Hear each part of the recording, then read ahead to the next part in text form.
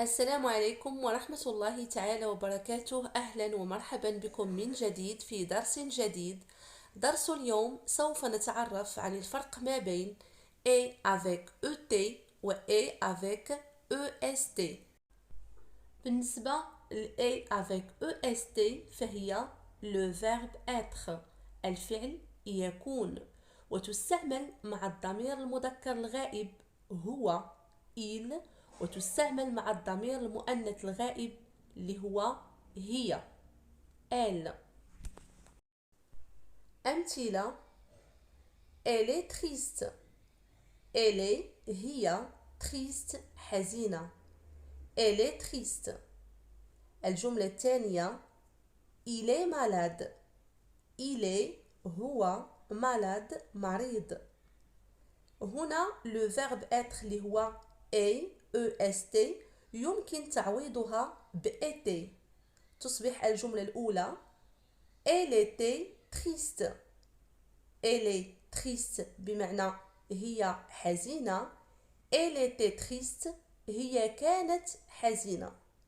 الجملة الثانية il est malade هو مريض، نعوض a ب était، تصبح الجملة il était malade بمعنى هو كان مريض. مثال آخر: elle est belle، elle est هي belle جميلة، elle est belle. elle était belle هي كانت جميلة. جملة أخرى: il est beau هو جميل، il était beau هو كان جميلا. إذن في هذه الجمل رأينا le verbe être كفعل أساسي في الجملة، يعني هو فعل وحيد في الجملة. الآن سوف نرى le verbe être يلعب دور المساعد للفعل في الجملة. كما نعلم لتصريف الفعل أو لاستعماله في زمن الماضي يعني في le passé يستعمل الفعل إما مع الفعل المساعد avoir أو مع الفعل المساعد être. مثال: il est parti، il est parti يعني هو ذهب. هنا الفعل être ليس معناه يكون، يعني لا يوجد فقط في هذه الجملة le verbe être، بل هناك أيضا le verbe partir. عندما نصرفه في زمن الماضي نقول il est parti، يعني نستعمل الفعل المساعد être. إذن le verbe être لا يكون في هذه الجملة يعني فعل رئيسي، بل يكون فقط فعل مساعد للفعل لتصريفه في زمن الماضي. الآن نمر إلى A avec ET، فهي بالفرنسية تسمى conjonction de coordination بمعنى أداة عطف أو حرف عطف. مثال: elle achète des fruits et des légumes.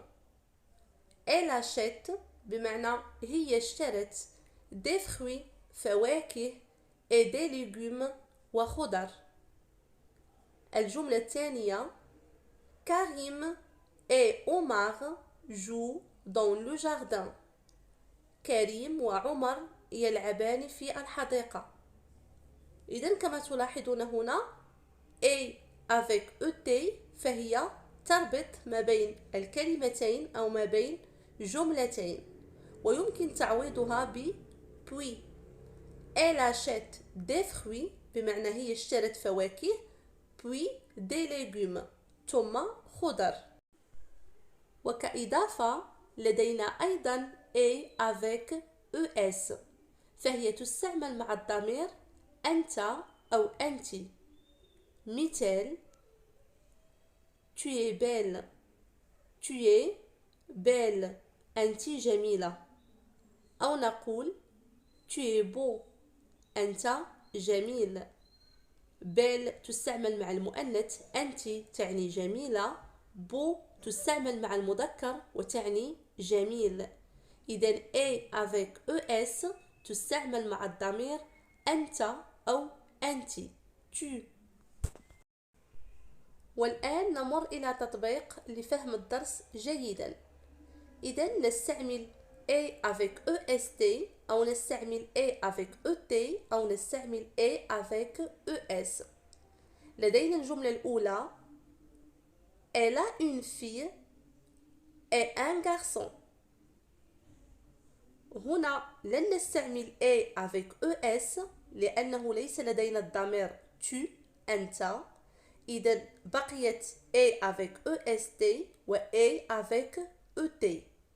بالنسبة ل A avec EST نعوضها ب ET فتصبح الجملة Elle a une fille et un garçon. إذا هذه الجملة ليس لها معنى، إذا سنستعمل A avec ET التي تعني و. Elle a une fille لديها بنت et un garçon وولد. أو نستعمل الطريقة الثانية، نبحث عن الفاعل في الجملة لو سوجي اللي هو elle هي. هل يوجد الفعل؟ نعم اللي هو a le verbe avoir. إذا نستعمل A avec ET. الجملة الثانية La pharmacie n'est pas loin d'ici. إذا هنا في هذه الجملة لن نستعمل A avec ES. لماذا؟ لأنه ليس لدينا الضمير tu. إذا نعوض A EST نعوضها ب ET فتصبح الجملة La pharmacie n'était pas loin d'ici. معناها أن الصيدلية لم تكن بعيدة من هنا. إذا الجملة صحيحة. إذا نستعمل A avec EST. أو نستعمل الطريقة الثانية، نبحث عن الفاعل في الجملة لو سوجي اللي هو لا فارماسي، ونبحث هل يوجد بجانبه الفعل؟ لا، ليس هناك فعل. إذا نستعمل A avec EST يعني le verbe être لأنه ليس لدينا فعل في الجملة. الجملة الثالثة Es-tu fatigué؟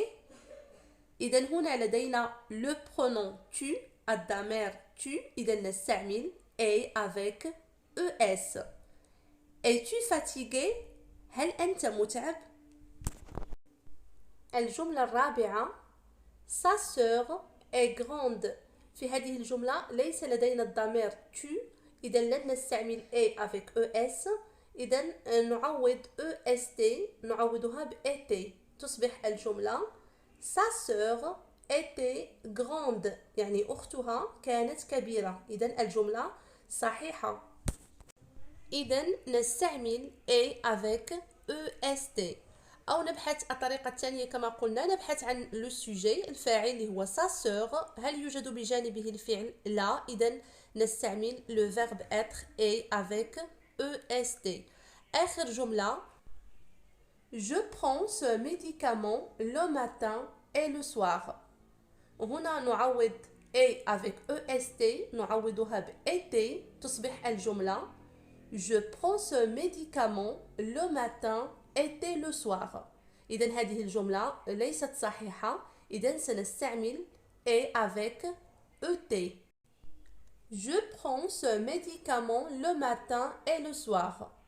Je prends أنا أخذ ce médicament هذا الدواء le matin يعني في الصباح et le soir وفي المساء.